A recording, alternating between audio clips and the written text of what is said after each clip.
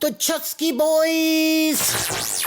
This is Chad with Hemlock. What does a Chusky boy looks like? Chusky Boys, what's that? Chusky Boys, not to be confused with Husky Boys. The Chusky Boys. I believe y'all guys are listening to the Chusky Boys.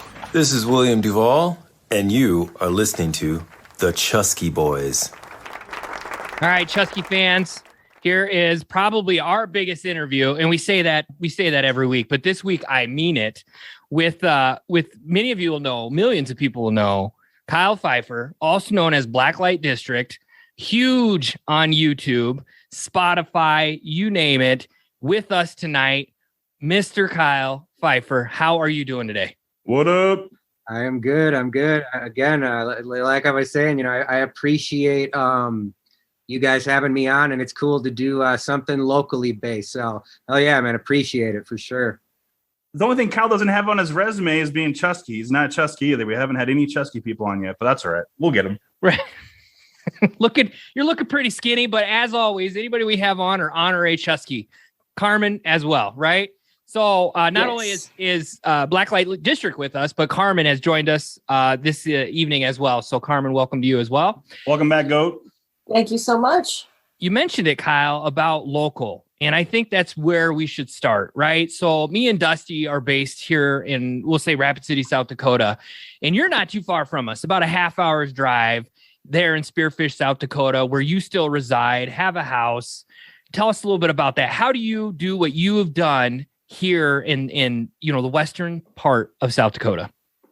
Well, what's funny, man, is that that's, It does seem like that, because it's like, and that was the thing too, back when I was like a teenager, first kind of starting to play, it's like, how am I ever, when I was a kid, my dream was to be a rock star, man. I mean, I loved Ozzy and Motley Crue and Metallica and this and that, and had my local bands around town, played my first show at a Common Grounds open mic in Spearfish. And of course, as time goes on, things get, I tried to get serious, and I've just like always had a passion for this. It's like, yeah, how do you, kind of make this stuff happen? And, I'm 31 years old now. So I was like kind of coming up right as the internet was popping, like, like when the whole MySpace thing and all that, like I really took advantage of that. I mean, I spent my time as a 16-year-old, like studying the Billboard charts and sales and how radio charts work and how it like just on an obsessive level, completely in addition to just being obsessed with music, So, I mean, yeah, over time, I basically started reaching out to people as I started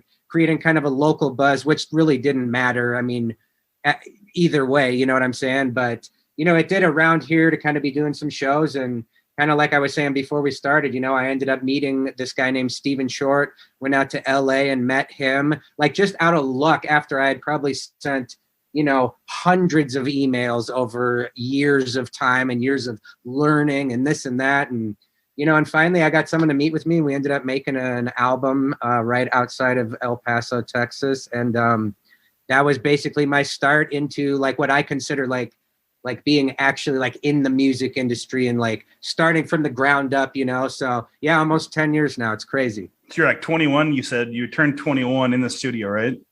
I did. Yep. That first album. And again, I consider them more like demo albums nowadays, because these don't exist anymore that I'm talking about. But yeah, like definitely, it was like I turned 21 in there. It was like, again, it's like that, like the whole cliche, like becoming, growing up into yourself. And, just with how my life had been up to that time, like music had always been the thing that, like, I don't know, it took the pain away, for lack of a better term. It was the thing I could always count on. And, again, like for me, I'm beyond grateful to be in the spot I'm in, to be able to, because still at the end of the day, it's all about the music for me and connecting and trying to find that connection and things like that, So, yeah. So going back a little bit further, you grew up in Spearfish, or at least went to high school in Spearfish, right? So one of my friends, Janessa, she said she put on the Battle of the Bands that you guys played like in junior, senior year. Does that sound right? Yeah. I remember that. Yep. And I believe I know who you're talking about too. I don't know too many Janessas, but yeah, no, for sure. That was, wow. Like growing up and going to high school here. I'm originally from Chicago, like lived out there till I was about 8 years old or so, and then moved up here with my grandparents. But yeah, like I was always into the music when I started going to school in Spearfish in 3rd grade. And, you know, everyone kind of knew that I was into music, but it was just cool. Like that the last year of high school, I got to go in and like win the battle of the bands and play in front of everybody. Like, you know, it was just cool like that because people didn't really know. Like they knew, but they didn't know until like people were like, holy shit, basically, like this is like the real deal, you know, because again, even from the teenage years, you know, like I always took a professional approach, learning how to like play to click tracks and like just the whole thing, you know? So by the time I was doing shows at that age, I mean, it was solid. You know what I'm saying? Like you could tell there's definitely something there for sure. And you guys had a solidified band back then, right? I mean, starting off in high school through, was it your early 20s? You had the same core group of dudes? Yeah, kind of like it was really just 2 of us that were like the core, because again, like out of like, so that first album we were talking about in Texas to the next one a year later was like a different drummer. So it was really 2 of us that were from here in Spearfish that like were basically Blacklite District, you know, and always had a revolving door of drummers. I mean, some of them were more permanent and stayed on for tours and things like that. But yeah, then basically, you know, as time went on and things work out the way they work, you know, like Blacklite District has always basically been my project. You know, I write all the music, like blah, blah, blah. I wear many hats, so to speak. So yeah, it just kind of worked out how it worked out in terms of that. But yeah, it started like that for sure. Just really quick, speaking on that, it's really incredible to have, you know, you talk about wanting to be a rock star your whole life and that dedication and just obviously the work you've put into your career, it really shows.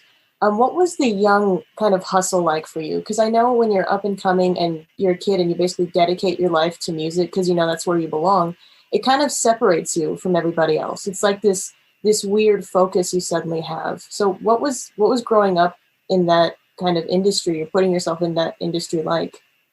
Well, that's actually a really good question. And I love talking about things like that, you know, because it is different. Like being from like small town Hickville, Central South Dakota, like again, in a joke, like, I love it here. I really do, you know. But it's not LA.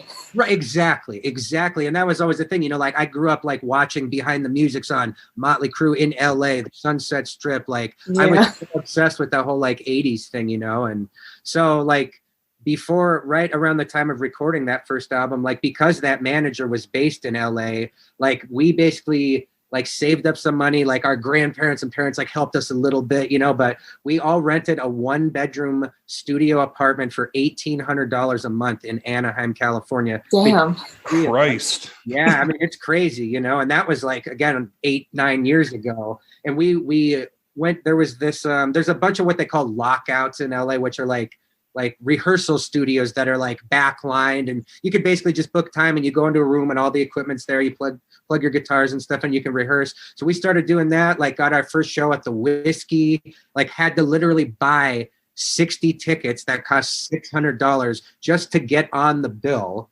Like for this show that wasn't even going to be huge anyway, because it's like, but yeah, no, it's just like trying to get in. I mean, you can see that there's so many artists, everyone's trying to do the same thing. Like everyone, like there's so many people trying to do the exact same thing. And it's like, how do you find a way to stand out? Like what's going to make you any different than the 30 other bands that are playing this week and, you know, things like that. So it's definitely a grind, like you said, especially early starting out. But again, I think like over time, just keeping the hustle, the like passion and persistent to just keep growing, keep reaching out to people, keep finding opportunities. Because literally from there, I went to living in LA for about 1.5 years to within 2 weeks notice, going all the way across the country to Orlando, Florida, and living there for another year. Like just like that, you know? So it just like goes to show how quick things like that can just happen. What was the reason behind that then? Well, at that time, like after living in LA for a while, I had been reaching out to this manager named Jeff Hansen in Florida, and he like broke the band Creed from back in the day, you know, managed a bunch of these bands, Seven Dust, Alter Bridge, Haley Williams from Paramore. He signed to Atlantic and all this stuff. And again, just like happenstance, I guess, for the word, like whatever just happened at that right time where he happened to hit me back because of something I had going on that I was going to be recording with this producer down there that he knew. And again, it all just kind of worked out. And it was like, once he and I both knew we were on the same page, it was like, boom, we're moving to Florida. We're making an album. We're signing with this guy just like that. And Go for it. Yeah, literally. you know? So again, when I'm like 22, 23 years old at the time, like it's amazing. I mean, again, like you were saying, Carmen, like how, you know, it does separate you a little bit because there's a lot of people that talk about what they want to do and wish they could do, but there's not always a lot that actually will put the real risk on and go. It's hard work. Being a rock star is hard work. They don't tell you that when you're a kid. Yeah, for sure. Is that what kind of solidified you being like, you knew that this is what you're going to do? Like, this is how you're going to pay your bills when you went to Orlando then? Or was it before when you went to LA, when you were already kind of set in stone, like you knew it was going to work out? Or do you still not know it's not going to work out? I mean, where are you at right now with that? I assume you're pretty comfortable. I mean, right now, yeah, it's definitely good to go, like all good, you know? And again, I'm beyond grateful for it. The last 2 or 3 years has like, you know, I try not to come across as like an arrogant asshole when I say these types of things. I'll say like the last 2 years has been almost life-changing in terms of that type of stuff. But I only say that from a point of like being like, again, coming up and putting in so much work. Like I'm just so proud, beyond grateful for it. But yeah, like going back to LA and Orlando, like, of course, I'm hoping that one day it's going to work out. And I think I can make it happen because there's no plan B. It's like, bro, like we're going in 100% and nothing is going to stop that, you know? But it wasn't solidified. Really, I would say probably like in the last like 4 years, maybe 5 years, I was like, okay, it's probably going to work out. Really, the last 2 or 3 years is like, okay, it's worked out basically. Depending what you're looking at. If you're comfortable being in the situation you're in, you've made it, you know? If you want to be a millionaire in the next 5 years, that's another goal to reach. What, you know, like it depends on your perception of it. But yeah, I'm in a good spot and it's awesome. Like I'm just because I love the music so much. How do you define success then? Well, you know, for me, it's a couple different things. I mean, sure, because they say like, you know, how hard it is to like have a career in certain aspects of show business. To be able to say like someone can make X amount of money a year and be like, holy shit, I'm doing that by making records in my basement. To me, that can be successful. You're providing for your family. It's like you got that job position you've been working for 10 years. You finally got that promotion, you know? But the other side of it is like, okay, where's the real connection? Because again, beyond fame and money, like to me, like I said in the beginning, it really is about the connection. So the fact that I could go on my Instagram DMs or something and find 20 messages over the last few days from younger teenagers that say, hey man, like your music has really like made a huge impact on me, has changed my life, has kept me out of like my depression or saved my life. I mean, I get all that stuff. People find my address and literally send me physical fan mail, drawings. I mean, it's, to me, that defines the success, because if one person, it has a legit impact on one person, dude, the thing has happened basically, you know? And fortunately for me, it's happened to, seems like many people, you know? I just want to go on record so that this podcast has never received any fan mail like that from anybody. We're definitely not helping anyone out, but your inspiration on here is definitely pretty awesome to have. So thanks for sharing your story. No, of course, man. And again, like I was saying, it applies to all aspects. Passion, persistence. You guys seem like you're good people doing a cool show. Like, keep at it. You never know what can happen, you know, for sure. And look, when you post this up, I'll share this on my platforms and stuff. Hell yeah. There you go. Hell yeah. First off, the new album fucking rocks. I think the kids say it slaps, whatever you want to say. It's awesome. I love it. With this album and all of your YouTube views, is it true that you have like hundreds of millions of downloads and streams? For sure. Yeah. I'm just about to crack 500 million streams right now. Like, how is that possible? Like that's just the way. I mean, I heard you talk about this in the past. I want you to elaborate a little bit on it for our tens of thousands of listeners. How did you do that on the YouTube? Because that's how it started, right? I mean, you were making records. You had fans. I know you're really big here in the Black Hills. I've been hearing about you forever. And I have some friends that are mutual friends with you or whatever. How did that hit on YouTube? Okay, so let me back it up even a little further then, because we've kind of got through this story a little bit. So like 2013, 2014, after I go to Orlando, do this record deal, do this management deal, and it was an imprint label under Warner. So we made this album, put out this first song called With Me Now. And there's a big rock channel on Sirius XM called Octane, which is pretty much like the biggest rock station in America. And they added the song. And within a month, the song at the time was selling like 2,500 downloads a week. And in 2013 for rock music, that was a big deal because again, the downloads were way declined. I mean, shit was already like where it was at the time. And so it just reacted. And all of a sudden this song was like #1 for 4 weeks, top 10 for 6 months, and stayed in rotation for 2 years on Octane. And to me, that was the first time I felt like, okay, literally almost overnight, I went to having an audience nationally that is hearing me on the radio sometimes 7 times a day. They were playing it all day. And again, being the biggest rock station, it's like, I mean, it's one of the few places left where you can get one of those like holy shit moments where a single radio station can almost break your career. Even right now, Octane is still huge. I was going to say, they continue to do that, you know, with the I can't remember what it was called, but they play those 3 tracks of something that's new. Yep, Test Drive. The test drive. Yes. Yes, sir. Yep. Yep. And that, I mean, you still hear stuff. You're just like, man, blown away, but that's the first exposure that you get. That's why. And I know you got nothing but love for X Rock. We do too, as well. But you know, a lot of stuff that they have in rotation is just the same old traditional stuff. And by the time you actually hear something new on X Rock, we've already listened to from Octane for months, if not a year, you know, and exactly. Who did your interview? When you did your interview, so you did that an Octane interview that I know Dusty was able to listen to. Who was that with? Was that with Octane or was that with the different station? I don't know how they got themselves on Sirius XM, but it's not. I think he's referring to this podcast called Bringing It Back or something like that. That is like Rewind It Back.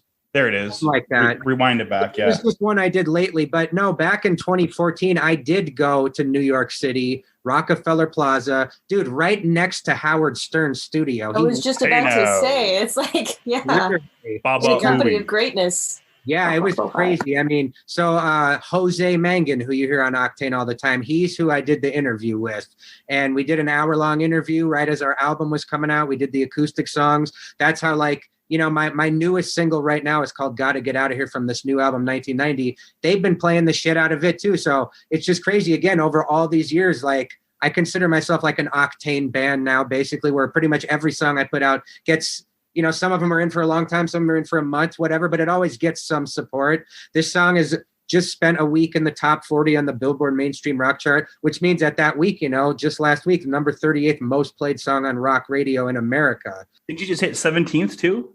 Yeah, that was on a different thing, a different radio type chart. But, oh, sure. But yeah, but like the main Billboard charts and stuff like that. But yeah, all that type of stuff I can say started from Octane. So that kind of gives me the foundation. And then to answer your question, with the YouTube stuff, a couple years later, I happened to come across this video, an anime video that used my song, and it had over 1 million views on it. So I reached out to this guy. We kind of started a small partnership where he was using some of my songs, and we got 1 million or 2 million views. But I kept seeing these Minecraft videos that would have 10 million, 20 million views, like crazy amounts. So I happened to reach out to one of the biggest Minecraft channels I could find. And just so happened that he had heard of me through this other anime channel I was working with. We started a partnership, and the second video we put out did 3.5 million views the first week, got up to number 10 trending on YouTube in the US. And then it took the song into the top 40 in like 10 countries. And ever since 2017, like, it's just been a roller coaster of like putting out songs, hitting the charts, getting like millions and millions of streams. Like my song Cold as Ice, the Minecraft video just hit 71 million views just on one song. So yeah, that's basically how that happens. Crazy shit, you know. That's insane. We need to take a page out of your book. I'm just asking really quick about songs like that get really huge and kind of their really own organic ways. What does it feel like for you as the person to have made this song, which is kind of like an intimate part of, you know, who you are and your work, and then to see it go somewhere and then mean something to someone else? What is that transition like to kind of give a piece of you to like the whole world? It's so amazing because like I tell a lot of people this just like in conversations and stuff, but like when I'm literally just driving to the store or wherever and like I hear my own song come on like an Octane or something that's so big, and it's like, wow, imagine how many people around America are like hearing this right now. Like, it's mind blowing. And to think that, you know, half the time I'm sitting here, like I do a lot of recording and stuff down here, like, you know, but so like to think that I can just write or start an idea or even finish an idea in this room, and then to think like within a couple of months release that a couple million people have heard it or streamed it or heard it on the radio. Like it's almost undescribable, but there's something about it that's like, it's almost like a drug addict chasing like that next dopamine fix, you know, like there's something about it, but like you said, it's so intimate, you know, like, I wish I could really describe it, but it's like the best feeling, like indescribable. Yeah, really. And the same for like playing live. Like I've been lucky to do a bunch of like festivals and stuff like that, where I've got to play in front of like 10,000, 20,000 people, like big crowds opening for like these huge bands. And again, like, you know, cause I'm in recovery, like recovering addict and all that kind of stuff. So I tell a lot of my friends that like tour and stuff, like there's literally there's no drug you could buy to get a high that compares to doing things like that, you know, even like above and beyond, like there's nothing that describes it. It's so amazing, you know, and I'm just, again, at the end of the day, grateful that I'm lucky to get to do it sometimes. Do you think that COVID situation, kind of being stuck at home, I know you've probably been out and about somewhat, but I think most people have been stuck at home more than they used to. Does that help your recovery, do you think? No, because I pretty much relapsed at the start of COVID and was addicted to fentanyl for like almost a whole year, and like went through like the worst like part of my drug addiction ever. So literally just about a year ago, little over a year ago, January last year, I went into treatment in Sioux Falls, 2 different facilities, because at the time, like I was probably doing 40 plus pills a day, like pressed fentanyl pills. I mean, just crazy shit, you know, and little context of that, you know, my mom died of a heroin overdose when I was 9, and my father committed suicide in 2017, also by heroin overdose. So like opiates and things like that, you know, plus I have an 8-year-old son. So I was almost seeing like the whole role reversed from when I was a kid, and just the shit I had to go through. And, you know, it's been years and years of partying and drinking and hospitals and rehab and this and that. And, you know, just at the time, it was like, I just decided to make a big change. So I went to treatment, you know, I'm like 400 and some days off the fentanyl and this and that. And yeah. Congratulations for all that hard work, by the way. Thank you. No, for sure. It's, you know, it's something I have to work on a lot, and, you know, but it's like, it's part of the history. I grew up with all the trauma, and I, you know, have to do the counseling and therapies and all this kind of stuff. But again, I think that's why I'm so obsessed with the music and every aspect of the industry and being a success, is because, I don't know, maybe in some way, like because of all the shit I've had to go through, I feel like by me being successful, I can make it mean something somehow. You know what I'm saying? Like kind of on a deep level here, just saying like, somehow there's something like, I feel like there's just meant to be with it, you know, and it all comes from why you're here. Yeah, absolutely. Yeah, it really comes out in your lyrics. I mean, you can for sure tell the you know, you paint a perfect picture of the story of your life, your upbringing, you know, growing up and with your folks and the you know, drug abuse. And it's a sad story, but it's good that you're telling it the way you are. You know what I mean? Absolutely. You know, it also kind of comes across as like a strong moment. Like the moment might seem dark, and you get it out and you write this story to share with people who might not be able to relate to it. And then it becomes something bigger, which is something that's really cool about your music. It's like this also not quite literal situation. It, like I said before, it just tells a great story. Absolutely. Yep. And again, it's just, it all goes back to the love of it and wanting to make something happen. So I really appreciate that. And yeah, again, you know, it goes back to like what we were saying a few minutes ago, like if it inspires one person, which it has definitely, you know, like I just feel like something happens with that means something to somebody, you know? And again, if it's a parent who's driven their 13-year-old son 6 hours to New Jersey from somewhere else to come see his first concert, and he is like shaking and you know, like it's like these moments that you can create for people that they'll maybe never forget their first experience. And it's like, to me, it's another day. I'm lucky I get to be on tour playing in front of like big theaters and clubs and stuff every night. But like to these special moments that happen, like, again, that's why that stuff means so much to me, because that's like the realness of the situation, you know? What's the biggest band that you played with on stage? When I say biggest, I mean, you can take that however you want, commercial success or big in your eyes because you're huge fans of them, however. I mean, like, I haven't got to play with like Metallica or anything like that, but like, you know, like Seether, Hailstorm, Pop Evil, Adelita's Way, Saving Abel. I mean, tons of them, Knot Point.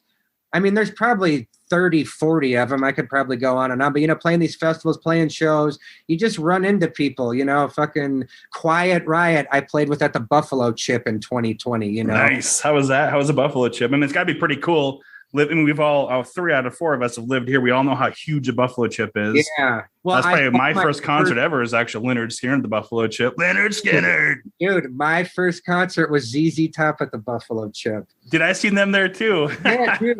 So that's the thing. Like, again, going to like my first ever show, ZZ Top in Sturgis at the biggest venue, 20, 30,000 people, Yeah. You think like, fuck, man, like 15 years later, I'm on the main stage. I just got my offer in for the 3rd year in a row. I had to cancel last year because I broke my hip. And I played in 2020 when COVID happened. It was a slower year, obviously, than normal. But yeah, like, oh my God. Again, like these moments like that I literally would dream about as a kid, man. If you ever need any Chusky Boy security, you just let me know 6 months ahead of time. I'll get beefed up. JR and I will come. We'll throw some fuckers around if we need to. I might hold you to that. You'd be surprised. 6 months gonna be enough, Dusty. I don't want the laughing, JR. Cut. We'll edit that out. Are you set to play this year then? I know they've got some pretty big bands coming out. Who did they just announce? Oh, Rob Zombie's gonna be there. Yeah. So Snoop Dogg. Was Snoop Dogg set up to go to the Chip? Oh yeah, absolutely. Dang. Wow. Well, yeah, no, I mean, I can't officially say it right now, but I mean, yeah, I'll be there for sure. You know what I'm saying? So yeah, you gotta wait. You have to do things all official and contracts, like, so, technically, blah, blah, blah. I mean, I'm basically just saying yes, but I can't say like when and with who and all that, but it'll be awesome for sure. For sure. Yeah. To someone on the outside, the way I've heard, the way you guys talk about like the local scene seems really badass. And it seems like something that translates, again, to someone who's not from where you are, in South Dakota and everything. How would you describe the local scene, whether you're just starting out or whether you're, where you're at now with major success? What is it like there? I'm going to say cold. If you're going to ask me, it's fucking cold. But we'll get Kyle's answer. It's kind of strange because like when I was in high school, there was like a couple of local bands that I played with and we did some shows, 2005, 6, 7, 8 type thing. But really since like I went to LA and stuff in 2011, like I hadn't really played around here much. And everyone I've worked with, whether it was like managers, radio, like it was always somewhere else. So like leaving and then kind of, I don't know, I guess like making things starting to get the ball rolling and stuff. Like I'm not really too aware of like the, like in like locally, and if we're thinking of like the motorcycle rally Sturgis and those big venues, like that's some great stuff that happens. And there are some cool things. I just did a sold out show in Spearfish a couple weeks ago, my first show in 16 months. It was like 2-week announcement on X-Rock, sold out. And we even added an extra 50 tickets over capacity and sold all of them out, But yeah, beyond that, I'm not too familiar with like any local bands or like local shows that happen. Not because of like any reason other than I've been like so out of the loop, You're busy. Yeah, I mean, I'm gone all the time. I come here, I got my son and my wife and, grandparents that live around here. So, and again, not being sober, like I pretty much stay home all the time. I'm not going out. But I mean, I hope it's doing good. I hear of some bands that are around here, and there's a couple of bands that I hear do pretty well around here. So I got the most probably pressing question of the night. So in another couple of years, when you're uber famous and Netflix does a doc on you, a documentary, who's going to play you? It's already in the works, man. How do you know that? No. Shit, I have no idea, man.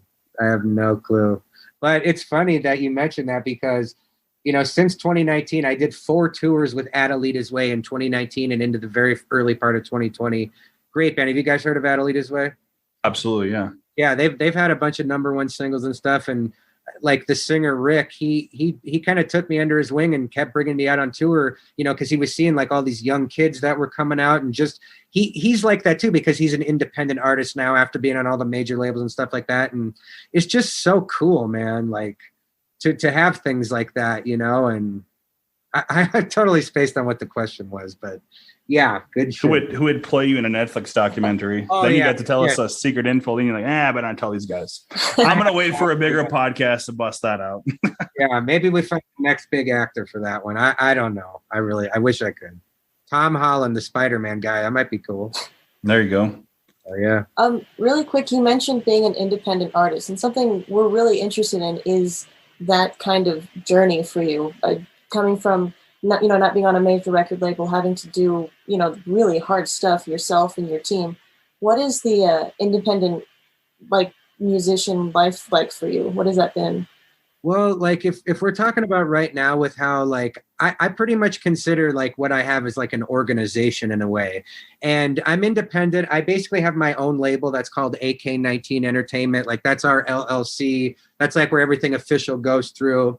And so being independent, I mean, like when you're on a label, they have staffs of people like a radio department, a publicity department, all these different people that work basically on a team and help make that happen. So one of the big differences being independent kind of in the situation that I'm in, where I am like competing with major label artists in terms of radio and things like that, is that like I have a full team. I think we have almost 20 people. I have 8 radio people that are regional all over the country that have their certain stations in those regions. We have a weekly conference call every Tuesday with only the radio people to update what radio stations came on this week, where we at on the chart as it's moving throughout the week, what the projections are. So it's like really being involved with that. On one side, you have publicity where it's like, you said, Dusty, you reached out to Tom George, who's my main publicist. And so working with him, he's out finding interviews, magazines. When I'm on tour, he has photographers come, interviewers come, like we'll do podcasts and interviews in person at the shows,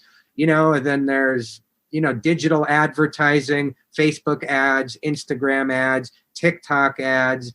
There's like just facets. You have your agent who books, like my agent books all the shows, tours, puts the tours together. So it really, it takes a real strong focus of like everyone kind of being on the same page. And what's cool in my situation is that being an independent artist, I'm kind of like the final say on everything that happens. So it's cool, like to help, like obviously I take a lot of counsel and advice and, which way to go here and there, but it's cool to be able to guide the ship and kind of, like carve your own path in a way, and just trying to be successful. Like, again, right now, having my 4th top 40 single on the charts, that's in the history books forever as being a hit during that time on that chart and blah, blah, blah. And, I might spend another couple months climbing up before we go to the next song. And again, it's just like, again, from the start of this interview, for me saying I just grew up wanting to be like a rock star, I don't consider myself that. I just consider myself a musician that, is fortunate to have a big fan base and things like that. And I'm just grateful for it. I love it. I'm like, just to sit here and be able to chat with you guys, I appreciate it so much, So let's talk about 1990. It came out New Year's Eve, just a few months ago. Gotta Get Out of Here is blown up. It's huge. Did you know that song? Or for any of your top, your 4 songs that are top 40, do you know they're going to be gigantic as soon as you're done with them? Like, do you know it's going to be a slapper, or is it, you got to wait and see how it goes? Well, there's definitely times when you can just kind of tell there's a song like this has something special. Like, you can hear like the first early demo of it. And it's like stuck in your head right away. Other times, like, for example, this album, because I went to Nashville and recorded with my old producer from back in the day, and we did 10 songs in a very short period of time. So it was like every other day a new song was done, and every time that's my new favorite. Like, this is the one. It's like, oh, the next one's done. Oh, shit, this is the hit. Nope, this is the hit. So I get so excited about them. So it's almost like I got to get them all, rough mixes, kind of listen for a month or so. And then it's like you kind of start hearing things, then you get like a final product back. And then it's like, okay, you're kind of figuring it out. Like what it just kind of comes to you like, okay, this one just has something that this one maybe doesn't, And a song like Gotta Get Out of Here, it's fast, it's upbeat, it's got a hooky chorus, but it stays heavy. Like it's exactly what, like my Minecraft guy would want. It's exactly what's going to go on the radio. But again, it's not written just for those things, Then there's another song on the album called Clear Skies, which is almost like a pop. That's my favorite. Dude, hell yeah, man. That's probably going to be the second song. So just to show the contrast from a heavy song like Gotta Get Out of Here, Clear Skies now almost has like I got the radio support on Gotta Get Out of Here, but online is where I'm seeing like everyone saying, dude, Clear Skies, clear skies, clear skies. So it's like you almost start feeling like, okay, the fan base is already starting to latch onto this. It's going to have a Minecraft video drop in about 2 weeks, which again is going to be blow up right away. And I'm going to be able to gauge right from there how the streaming of that song does compared to Gotta Get Out of Here from a couple months before. And if that one, happens to do bigger and you see the reaction, that's how it's like, oh shit, you might have a bigger song the second single. But it really kind of takes one of those moments to really gauge how much potential the song has. But at the end of the day, you're never going to know exactly what the hit is, Remind me, what's that video where you have a wrestling ring? There's like a wrestling guy and because you're a big WWE guy, right? Yeah, for sure. It's funny you mentioned that. I was just arranging my shit. I got one of my belts right Oh, man. Yeah. We have some WWE shit just got real. for you. Oh, I'll meet you in the squared circle, Kyle. These guns don't run. Right, dude. Hell yeah. No, it's funny because when we did that video just a couple months ago in Wisconsin, that was my first time ever seeing I've been to WWE shows and stuff, but getting to get in a ring and things like that. And we shot Clear Skies and this song. It was called Someone Was Out There, another new song for the album. Before the album came out, I wanted to get all the videos done because I had my broken hip and I could still barely walk at the time. So it's funny when you see these videos, I look like normal and stuff, but we had to be so careful and angle everything right. So it looked like I was, because I broke my hip. That's hardcore. Bad shit. Yeah. But yeah, no. So my tour manager is also my one of my main video guys, and he was like, "Dude, we're doing this Clear Skies video. We have this big warehouse we rented and turned into this school." He's like, "We should just keep it a few extra days. I know these guys who have a local wrestling promotion. We could bring a ring in there and get another video done while you're here." So I just was like, dude, yes, because he knows I'm a big fan and this and that. He just put it together, showed up. They had wrestlers there. It was so awesome though. That is awesome. I wanted to take bumps. I got to give my friend a choke slam and shit. And I mean, dude, that thing is not as soft as you would think. I mean, that's legit. Even hitting the ropes, is going to give you a sore back after a while. But again, just cool shit like that I got to experience. You got a crew of 20 people. Everyone's there working on my video and, again, just for things like that. And it's all a big collaborative effort. Sure. Everyone's got ideas. Everyone's throwing in. Everyone's like this, filming it. And yeah, it was cool, man. Just talk about WWE a little bit more. That's actually how I got to know Carmen. Her and I have done, all three of us are huge Alice in Chains fans. We've done some Alice in Chains football, Alice in Chains themed football helmets. And when I got them to the guys, they loved them. I was on their Instagram and stuff. And then this guy named Michael Fabiano, who's works for Sports Illustrated and SiriusXM for fantasy football stuff. I made him a helmet, and then he's friends with all the WWE guys out in LA. So Carmen and I made helmets for Mike the Miz, and that was on his social media 2 weeks ago from Super Bowl. Seth Rollins and Diggler, right? Is his name? Ziggler. Hell yeah, no, I'm definitely a fan. Yeah, I mean, I was watching back in the Attitude Era, Stone Cold Steve Austin, 1999. Oh, yeah. I got out of it for a while. In 10 years later, I discovered that The Undertaker was still wrestling. And I was like, holy shit. So I became a streak guy. I watched The Streak every year. That was my favorite thing. And, awesome. I watch occasionally now when Brock and stuff is on. I'm not as into it now as I was, but I watch WrestleMania. I watch the Rumble. I watch just the last pay-per-view. And my brother's going to WrestleMania. Him and 3 other dudes from Rapid City here are driving on to Dallas, I guess it is, next month for WrestleMania. Oh, no shit. Yeah, I hear that the rumor is they might have Stone Cold come out. No, really? That'd be cool. For a return match, possibly. Yeah, WrestleMania's 2 nights in a row now. He said he's got the regular wrestling event Friday, then the Undertaker Hall of Fame induction, then Saturday and Sunday is WrestleMania, then they come back Monday. So it's pretty hardcore. Yep. I haven't been to WrestleMania. I went to SummerSlam in 2012 in LA and a couple of Raws and things like that. But yeah, nice. No, that's cool. I know this is going to be completely random. I don't know. Did you guys ever have Pokemon cards when you were younger? All of the cool kids did. No, but all my kid is asking. My kid is asking for Pokemon. I'm like, I got to stop this. That's the thing.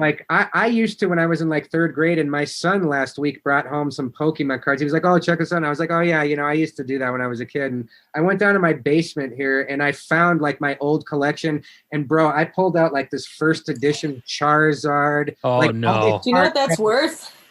It's the dark Charizard. So So this one, yeah, but I know I saw the first edition sold for like $300,000 and shit, but I pulled some really cool shit. So it's just random, but I thought it was cool this week. I found that shit. No, that's crazy because my kid keeps asking. He's looking on Amazon. He's like, "Hey, Dad, can you buy me some cards?" I'm like, "This is a slippery slope. I just don't want to go down." Dude, once you start, it's hard to stop, bro. That's right. Yep, definitely. So we're talking wrestling. I got to ask the question, okay? And we can, if this gets us down a bad path, Kyle, you tell us, okay? Sure. But usually when you think of someone breaking their hip, they are a little later in age. And I think we came to the conclusion you're around 31. How did that happen? Is that a good story there? Something crazy happened? Were you in the wrestling ring, snowboarding here, Terry Peak? What do we got? So I was like 5 months sober. Again, I was doing all my outpatient treatment stuff. This was last May. And my son, he's, like I said, 8 years old. He has this little push scooter. And my wife got a pair of rollerblades last year. So I grabbed like a pair just because I hadn't done it in a long time. So we've been rollerblading and this and that. And then one day he and I just go out, just casual shit, like going down a pretty straight street. I mean, we go decently fast.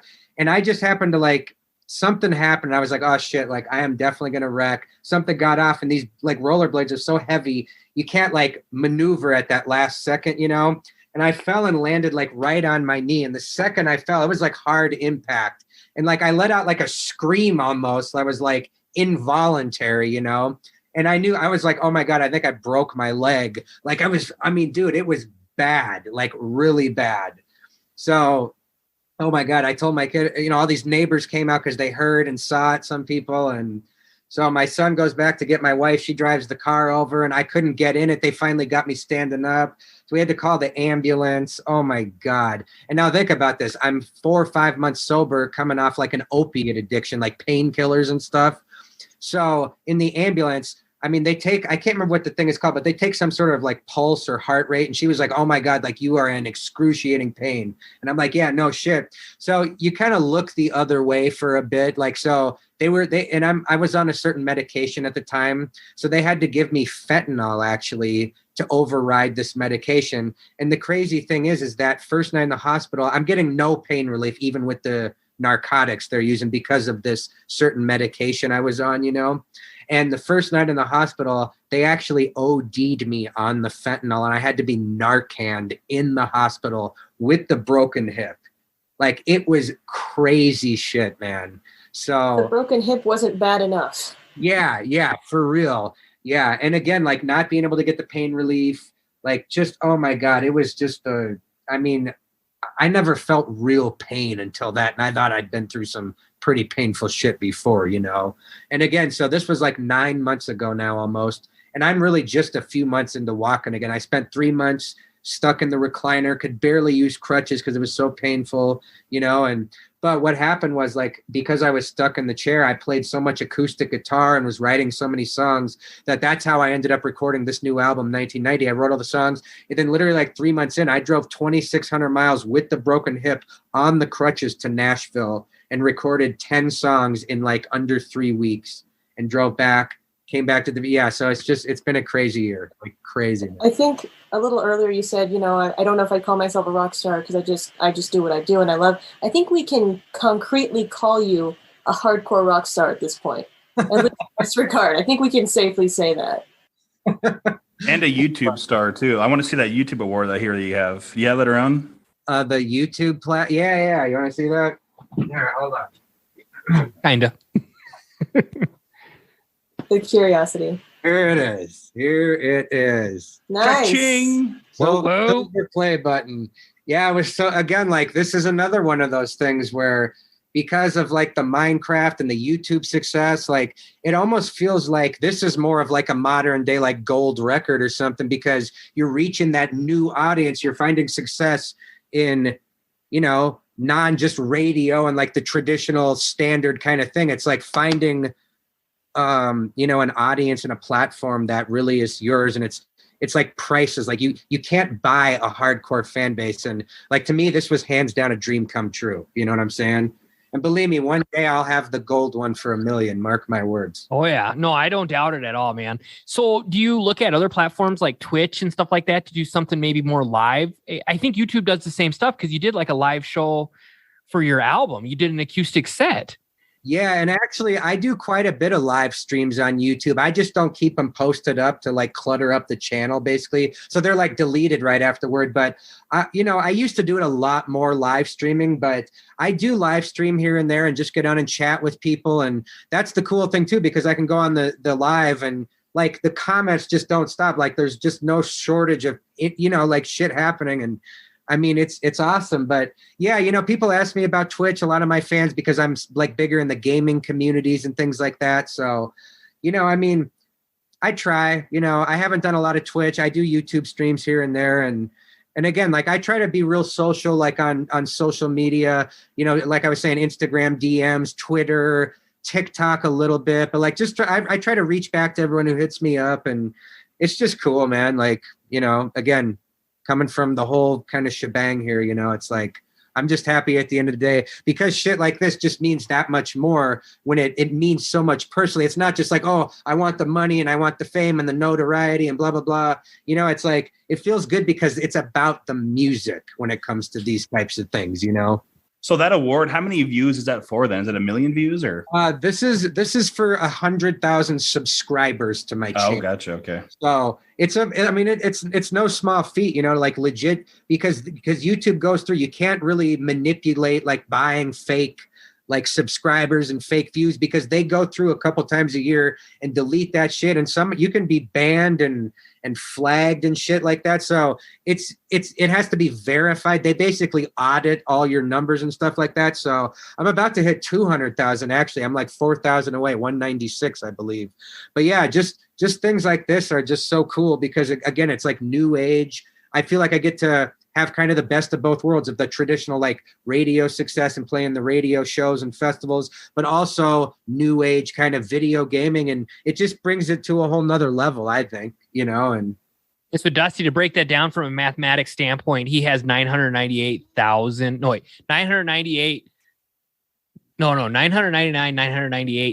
more followers than, or subscribers than we do on our YouTube. Why you gotta bring up old shit, Joe? Very in our infancy. No, that's current stuff, man. But no, Kyle, that is that's awesome to hear, man, and see stuff like that. And then really to, like you said, engage with some of these new platforms that are a little bit more, I'm using air quotes, nobody can see it, but untraditional platforms to get it out there. And I was checking out last couple of weeks, actually, we've been checking out. I've been checking out your YouTube, listening to your videos, and seeing some of the behind the scenes of making some of your albums and stuff like that, dude. And I think there's one thing I want to mention: you don't age at all. You still look like from some of your videos from years and years and years ago. So I think that's a good thing as a rock star.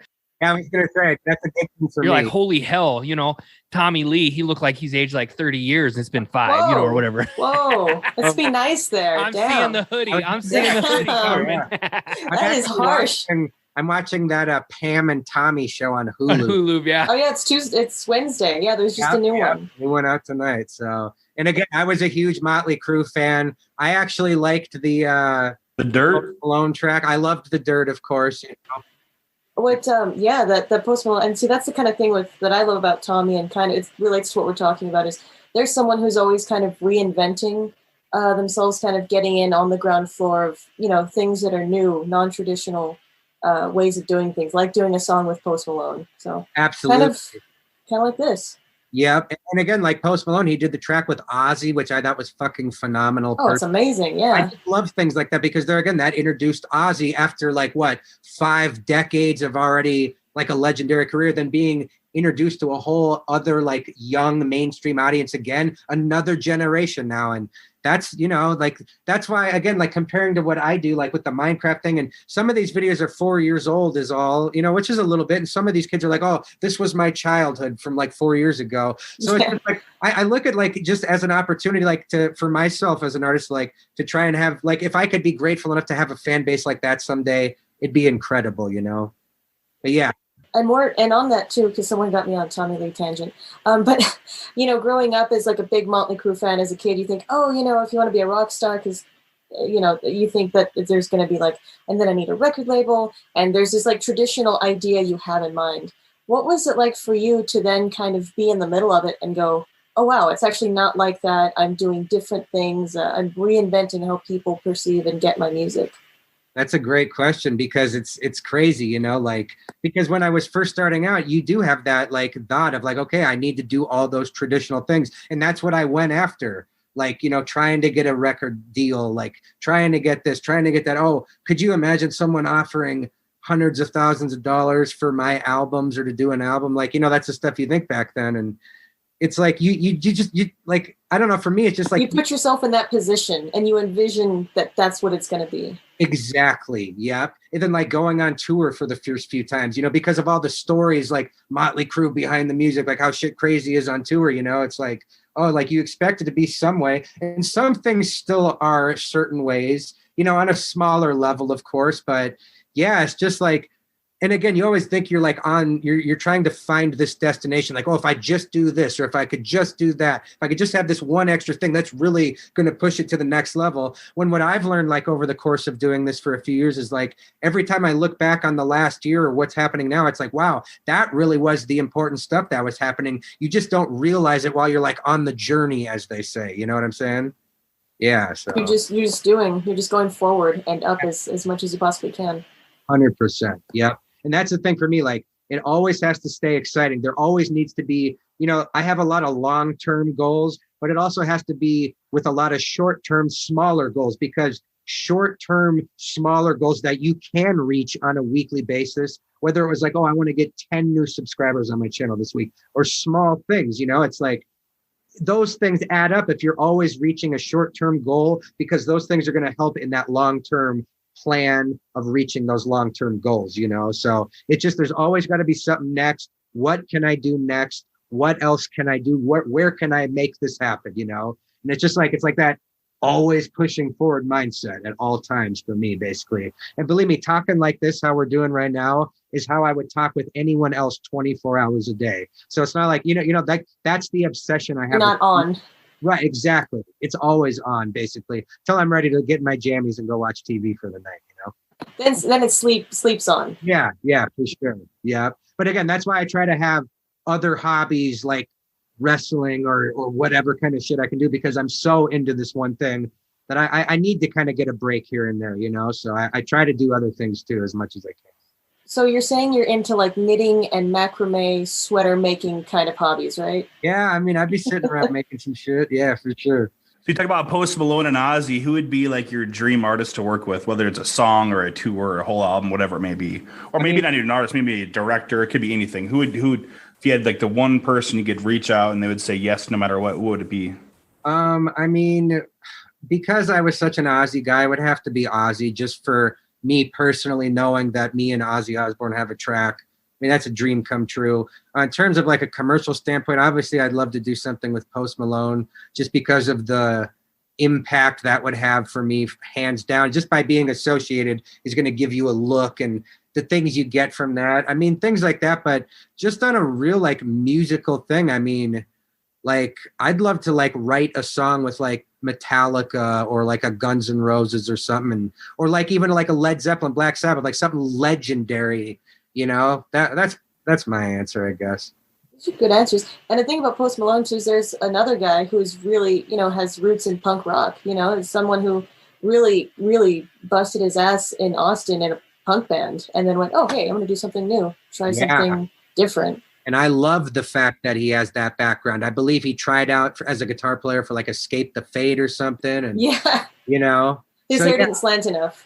Yeah. And look, you know, I'm not personally like a big Machine Gun Kelly fan, but I like seeing any of these new artists that are like giving any type of music, like with guitars, whether it's pop punk or hard rock or whatever you want to call it. I like seeing any of that, like get, I guess, like mainstream look, like just to show that, you know, like, and again, it's not all about like being we exist, but yeah, it just shows that like, hey, like this is something too, and this is like the real deal, you know?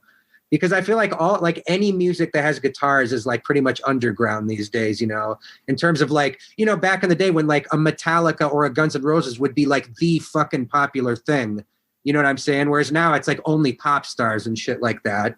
You know, I like anytime when you see a little bit of rock and roll in that world, you know.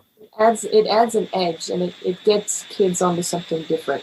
Kids being the whole world, by the way. And I even think if rock has any chance of making like a legit comeback in that way, it could probably happen on a platform like TikTok even, like crazy shit, Or YouTube in this case. Yeah, absolutely. And again, that's like why a lot of people on my team are so happy that, because I've done a lot of like hip hop influenced stuff, poppier type stuff. This new album I just did is pretty like straight hard rock music. And everyone on my team loves the fact that like the demographic of my YouTube channel, a couple 100,000 subscribers, is like, like primarily teenagers. And the fact that to them, they're growing up with like hip hop and pop, and that's like the normal thing. So even though to like people like maybe like us who've listened to rock music a long time, it's just more rock music from another artist. But to these young kids, it's like, wow, that's like something cool and different. And maybe it sounds fresh to a young generation, because these things are cyclical like that, and all it takes is something like that to blow up and you have a whole thing going on, I know we're only less than 2 months out from 1990 coming out. What's the rest of the year hold for you? Well, any tours or anything, or more videos? Yeah, no, for sure. I mean, like I said, I dropped the 3 videos from the song, from the album. My single "Gotta Get Out of Here," which has been out like for 5 months now and still climbing the charts. Like I said, just broke into the top 40 on the Billboard chart, just about to break top 40 on Media Base. So it's just, I have to shout out to all the like major market radio stations that are playing me across the country. This song we're planning to peak hopefully in the next month or two. I have another Minecraft video for this Clear Skies coming out in a couple weeks, which is going to kind of, obviously, like I said, it always like is a big, huge thing for the song. So that's going to kind of set up Clear Skies as the second radio single in the next couple months. We're putting together a couple, 3, 4 different tours right now. Like I said, I'll be doing some festivals this summer. I'm announcing some of these festivals very soon. Again, I will be at the Buffalo Chip, a bunch of these other radio things. So yeah, I'm just going to go out. I'm doing a lot of interviews. I was just in Rolling Stone as one of TuneCore's top 20 independent rock revenue making artists. So I'm grateful for that. I'm just grateful for the year. I'm going to try and take advantage of the momentum, go out on tour, hit the whole United States this year, do my first headlining tours in like 3 or 4 years now, and do some supporting tours and just promote the shit out of it, man. What is one of the most memorable venues you've ever played at, and what is one that is kind of on your bucket list? Like where do you want to play? You think like Red Rocks or places like that. Like what have you done? What do you want to do? Well, there's this club in Flint, Michigan called the Machine Shop, and it is like in the touring world with these bands, like everyone loves this club because of just how it looks. Such a great fucking rock venue in a kind of like ghetto-y town. Flint's decent, but they got some crime there, It's just like, it's had its own thing. I actually love it there. I'm kind of from around parts like that, but, Flint, Michigan is awesome just because of the nature of where it's at. Everyone kind of likes that, Sure, I'd love to play Red Rocks and all these different places, I hope one day I get to do like a stadium, like these big stadium tours and shit. Like that would be awesome. But man, there's so many great just venues, like even these smaller, like 500 capacity clubs, like the Machine Shop, or, Madison, Wisconsin has the Majestic Theater, which is very cool. Even in some of these theaters, there's a place in, Joliet, Illinois called The Forge. And it's like a theater, where you have a balcony, and some of these balcony places are very cool. I've played in churches that had been turned into venues that have been left looking pretty much like a church. I played in movie theaters that have become venues. I mean, all over, but there's just a lot of cool clubs. But Machine Shop's definitely my favorite. Yeah. Just really quick, you mentioned The Forge, which is I've heard is a really incredible venue. I know some people up in Chicago. You mentioned being from Chicago. What parts are you from, and has that affected who you are and the kind of person you are? Yeah, no, I was from right like Northwest Indiana, right in the suburbs of Chicago, a little town called Griffith, right next to Gary, Indiana, which you may have heard of. But yeah, so I kind of grew up there till I was like 7, 8 years old. And again, like I said earlier, my mom, was an addict and things like that. So I always lived with my grandparents, and they had lived there for 30 years, originally from like Deadwood and shit around here in South Dakota. And so, there was just a lot of like, I just had an upbringing that was a lot of like scary, like just shit you really shouldn't see at that age. My grandma finding needles upstairs, and my police officer uncle next door like carrying my mom out, like just crazy shit like that, so, but they always wanted to move back here. So my grandpa had a motel and shit, and So we moved back up here, and yeah, like I look at that as like, it was just a weird time, I guess, like it was, I just had some crazy things happen there. So it definitely is ingrained in me. And I always get a really weird feeling like when I'm driving through there, things happened there basically in my story that are significant in life, so it's definitely a part of who I am. But I have lived in South Dakota a long time now. Like I said, I have a son here. A lot of my family is here. And then again, I've got to live in other places too, like LA and Florida, and kind of do that. And again, nowadays I still feel like I get the best of both because I can go to Nashville and make an album, the time I'm off, I get to just chill like I'm on vacation or I'm on tour in all these different places. We always take Mondays and Tuesdays off on tour. So Wednesday through Sunday shows, because we want to have 3 nights at the same hotel every week. So we either get to the next place, we have 3 nights there, or the Sunday night show, and we stay in that town for 3 days until we go to the next one, just to, so you can get some time to just relax. Because touring is like a whole other world. Like it's fun and shit and playing, but I mean, that takes a toll on you. People don't think about the other 23 hours a day where you're driving 8 hours that morning, leave at 6 a.m. to be there by 2 to do the sound check. You get to the hotel. You might be lucky if you got a half hour to take a quick shower and get ready, go back to the venue, do the show. It's like, it's always, on the go all the time. It's like you're in a tube for the majority of your life, and then you're let out for five hours and do your thing, and then you're back in some kind of tube.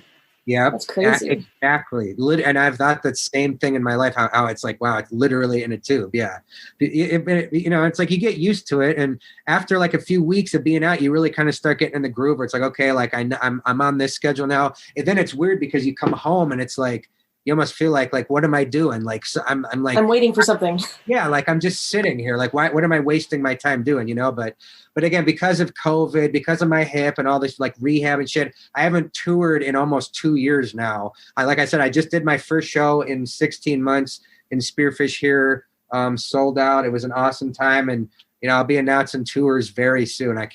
Right now I'm itching to get back on the road for real, especially with this album and single doing good. Like my people are basically saying, you need to get the fuck out there. So we're going either way, We'll go with you. Just make sure there's room for 2 Chusky boys and Carmen on that bus, and we're there, man. We are excited to see you out on tour and to listen to the album and have all of our listeners do the exact same thing. Hell yeah. Well, yeah, Carmen, like I say, if I'm ever coming through, I'll be through El Paso, I'm sure, this year. If you want to, if you see it anywhere, know I'm coming or whatever, I'd love to have you come down, any of you guys too, if I'm playing around here. Just hit me up. I meet up with a lot of people I meet doing podcasts and interviews at shows, and it's just cool shit, man. You build relationships that way, and it's all kind of a network in some way or another. You know what I'm saying? So sure, definitely. Yes. But again, I appreciate you guys just having me on tonight for real. So definitely. Yeah, thanks for jumping on. Thanks for your time. It was really fun. Learned a lot about you tonight. One more question for you, Kyle. What band or artist have you met that really gave you the butterflies that you were like, oh shit, this is a big deal? Ozzy Osbourne. Yeah, what's the story there? Well, it was very brief, it wasn't like we got to chill or nothing. It was like a quick, hi, how are you? Thank you type thing. So I was in Anaheim, California, recording, chilling. It was an off day, just chilling at the apartment there. And my manager called me and he said, hey, Ozzy is in Huntington Beach tonight doing a book signing. And he knew like one of the guys who was like the assistant that set up this book thing or whatever. So he was like, if you go down there, I can like have you possibly meet Ozzy if they have time for this and that and blah, blah, blah. So I got down there, line of people. I even bought the book and stuff.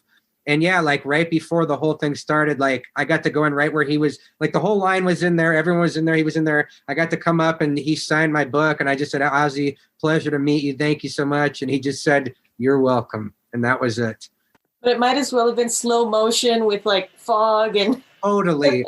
Like seriously being like, holy shit, like 3 feet away sitting here is the guy that I have like idolized forever, So, I wish it was a little crazier story, but that like 30 seconds I was standing there, it was fucking amazing, Those 30 seconds sound, meeting Oz, just being in front of him is kind of crazy. So it's a crazy story nonetheless.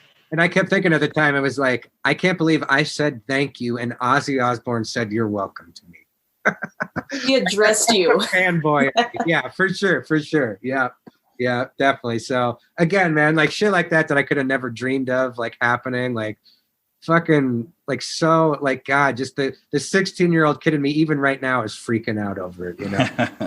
For sure. So I got 2 questions, Kyle, if you got time, okay? And they're not super serious questions at all. Well, one kind of is maybe. So you went down to Nashville to record this album, broken hip, probably not the pleasant drive down there.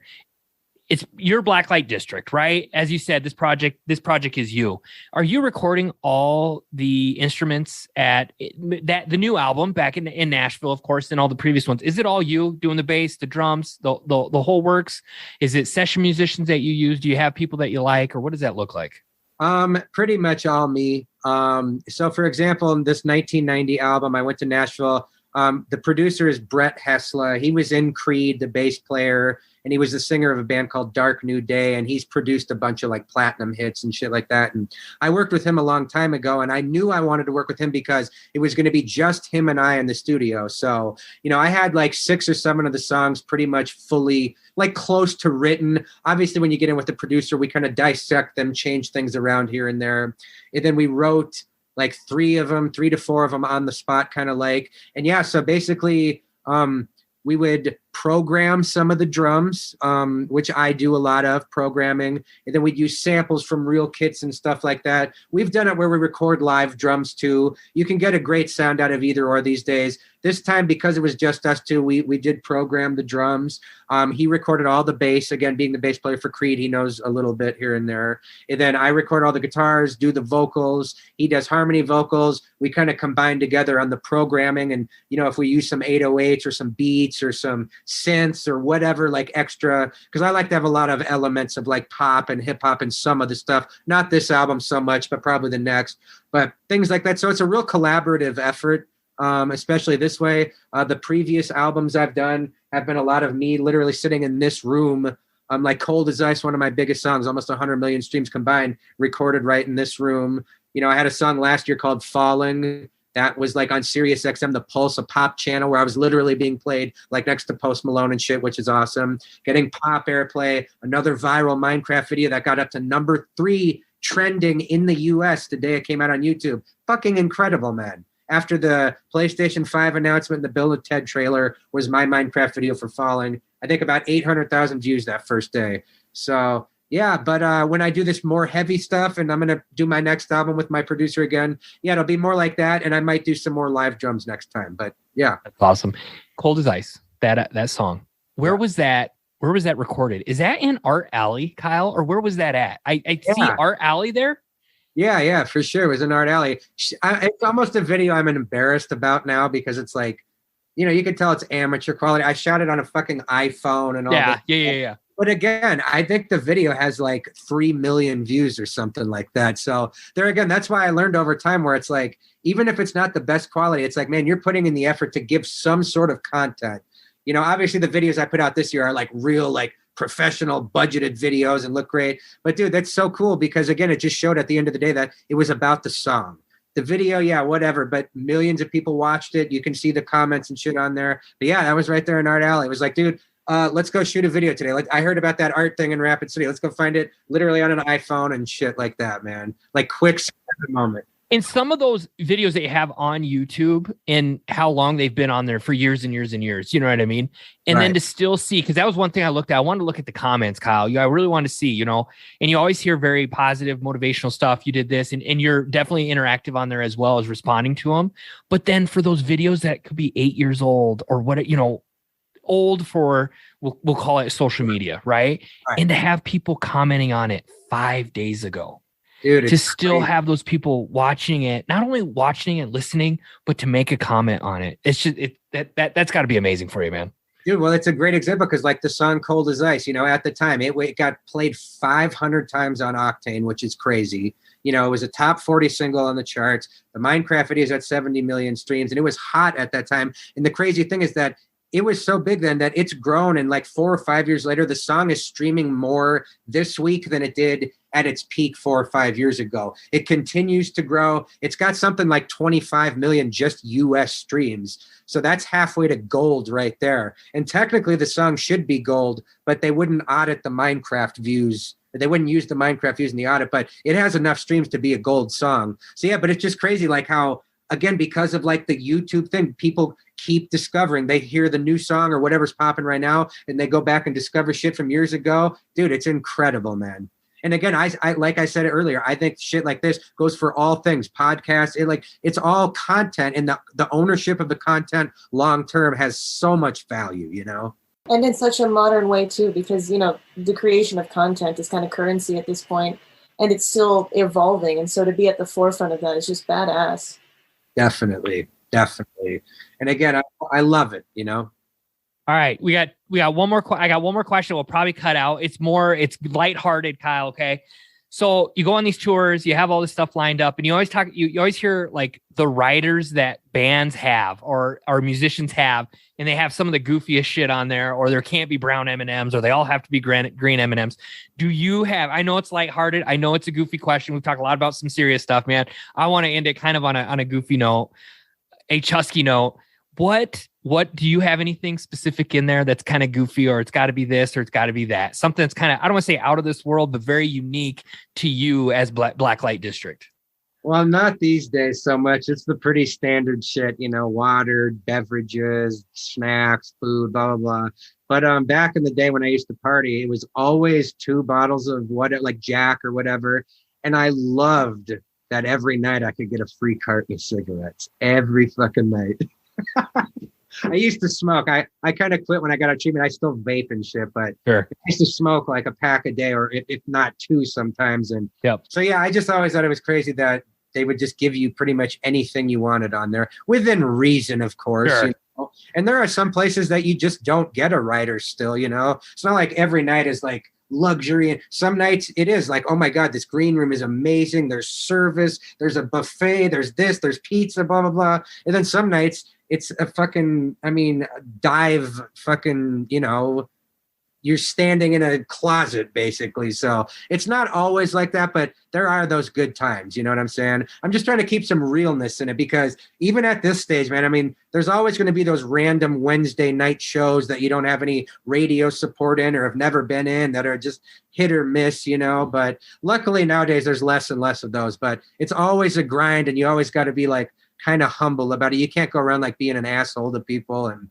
you know, it's just like, yeah, I try not to be, at least, you know. Manners make a difference. Absolutely. It really does. You know, the way you treat people really does make a difference. Even if there's some people I want to just slap the shit out of them, and I do most of the time, believe me, you know, but yeah, for sure. I just want to say thank you so much. You spent over an hour with us. We can't thank you enough for jumping on and sharing your stories with us. Oh yeah, no, and again, I appreciate you guys again, you know, and at the end of the day, I'm just grateful I get to come on and talk with cool people like you guys and share some shit, and we all learn a little something at the end of the day. So, all right, episode 16 in the books. Just a fantastic interview with Kyle Pfeiffer, Blacklite District, local guy from Spearfish, South Dakota, just doing it right, rock star. Very humble individual. Probably, I always say this, but the best interview that we did. We had the GOAT with us, Carmen. Thank you for joining us. Woo, my pleasure, guys. Thank you. Dusty, you didn't bring too much to the party, but as always, we love you here, man. What do you got to say? Peace.